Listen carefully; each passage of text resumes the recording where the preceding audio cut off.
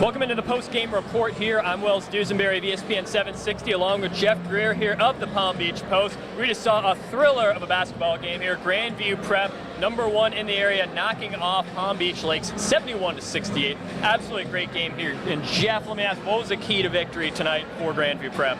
Well, they talked a lot about stopping Grandview's three-point shooters on the Lake sideline, and they just didn't seem to be able to get that going in the second half. They did it in the first half. They had an 8-point lead, extended it out to 11, but they just couldn't seem to slow down Ivan Knet and Sean Walsh and some of the other kind of backup guys, reserve guys who came in for Grandview and really did a great job. But the perimeter defending in the second half just wasn't enough for Lakes, to keep Grandview from coming back into this game. You look at this game here, and we've seen so much about Palm Beach Lakes. It's up-tempo team. They got that big lead here, but Grandview Prep sticking around here. Why were they able to kind of stick around here? Why was Palm Beach Lakes never able to pull away from them when they had that 10-point lead back in the third quarter?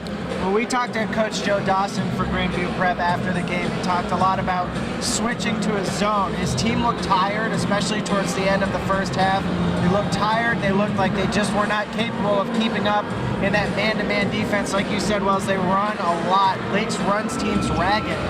But Grandview settled into a 2-3, got some stops, slowed Lakes down, and that was really when they were able to kind of get down low. They have bigger players, they have a bigger all-around lineup, so you're able to kind of dominate the glass, keep Lakes down to one shot, keep them in the half court, and then work around for some good shots. And like I said before, it's tough to stop Grandview when Ivan Knet and Sean Walsh are playing as well as they did in the second half. You know, I think you look at this, a huge statement game for Grandview Prep. We'd seen Palm Beach Lakes against some of the top kind of area teams. We hadn't seen Grandview against that top team. Grandview, we had them ranked #1 to start the season. They've been #1 wire to wire so far. What does this say about Grandview Prep, and how far do you think this Grandview Prep team can go?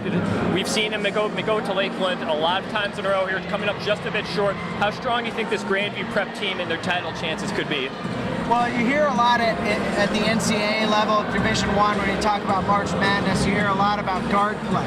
I think that is obviously a very important factor, especially like I said before, if Walsh and Knet are making their shots and moving the ball around and slicing and dicing defenses, they're going to be tough to stop anyone in this region.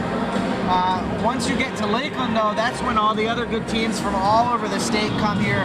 What I really like about Grandview is their guards are big. Sean Walsh is 6'3", 6'4", Ivan Knet's about 6'2", 6'3", and they're very athletic. So having those guys as your 2 and 3 players on your roster really gives you an opportunity to rebound the ball well. They do have some size in Wendell Clinton, 6'9". They have some other guys.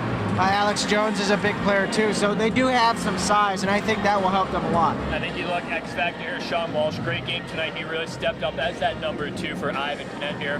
That's going to do it for us right here on the post-game report. Grandview Prep topping Palm Beach Lake 71-68 in Boca Raton. From Boca, I'm Wells Duesenberry, ESPN 760 alongside Jeff Greer of the Palm Beach Post. Thanks for checking us out.